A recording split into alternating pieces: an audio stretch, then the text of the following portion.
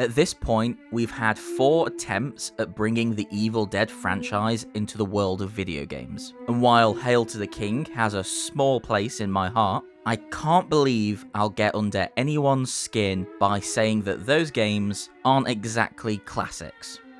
You know, I bet you'd be some kind of a knockout if you traded in the granny wear for thigh-high stockings and a bra that pushed up your yams.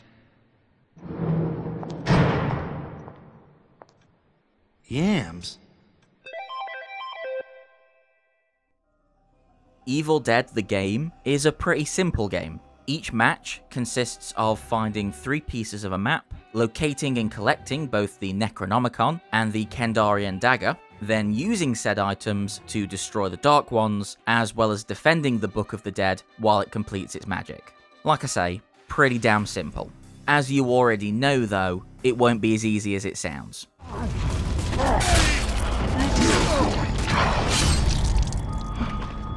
Trying to kill our heroes are a host of nasty deadites, controlled by one of 3 iconic villains, each with their own distinct army and abilities. The evil aspect of Evil Dead's gameplay is actually a contentious one for me. You see, I love playing as the survivors much more than I did the forces of evil. The majority of the evil side's gameplay is zooming around the map, collecting red orbs to power up. I know, very demonic stuff. But once you have that power, you can start manifesting all sorts of ghoulish creatures and nasty traps. It's wickedly fun.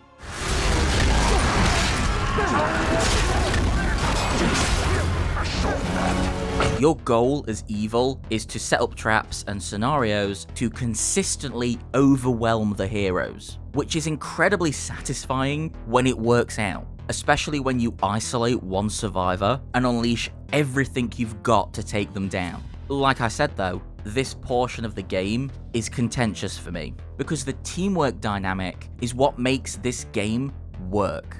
Desperately trying to stick together and complete objectives, all while the clock ticks down, keeps every game fast-paced and panic-stricken.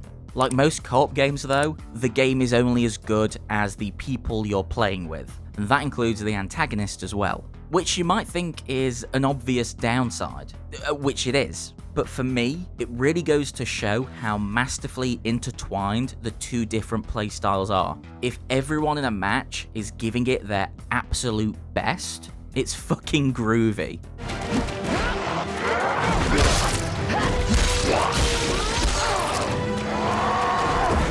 Typically, a multiplayer-based game can experience some serious issues at launch. Hell, most games nowadays have serious issues at launch. And the Evil Dead game, while nowhere near as heinous as some other games I can think of, does still have some minor teething problems. It's kinda hard to hold any of those issues against the Evil Dead game though, considering the state of some AAA games that have 6 times the budget.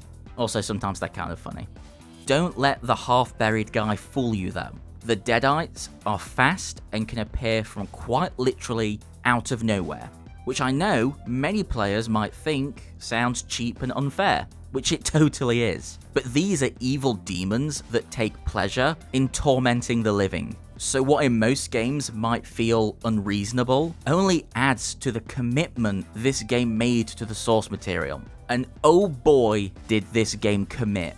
While a player with no knowledge of the Evil Dead series could easily pick up the game and play a few rounds, the long-time fans are going to get so much more out of the experience. From various fan-favorite unlockable characters and DLC costumes, to Henrietta banging on the basement hatch if you're unlucky enough to stumble into the original cabin. Even the achievements referencing iconic lines and moments can bring a quick smile to my face.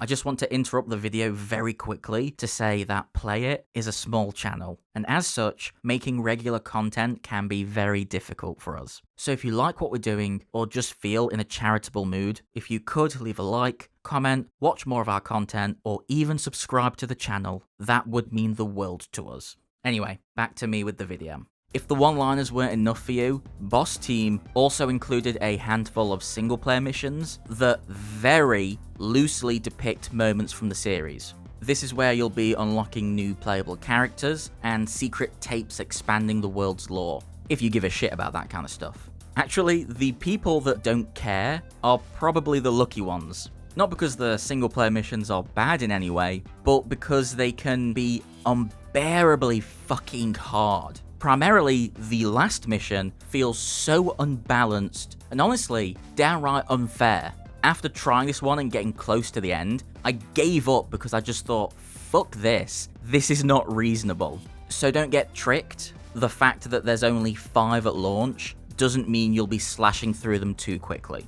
The one and only major issue I have with the game is the tone. If the Evil Dead series is known for one thing, it's comedy. And if it's known for 2 things, it'd also be its uncanny ability to jump back and forth between humor and horror. I don't know how Sam Raimi does it, but Evil Dead 2 specifically somehow balances making Ash vulnerable but strong and capable, which is an aspect the game just seems to be missing. Despite being called Evil Dead, I'd say it's much closer to Army of Darkness and Ash vs. Evil Dead, in the sense that the more goofy, over-the-top violence takes full center stage. Luckily, Evil Dead the game nails the tone of those 2 projects perfectly. Just be aware that if you're going into this expecting a purely horror experience, you're gonna get let down hard. Evil Dead the game is one of those precious few occasions that a creative project made solely for the fans doesn't disappoint. Yeah, it has a mid-tier budget and all the pitfalls that come with limited resources, but it's still a bloody good time. I think there is only one man that can truly sum it up.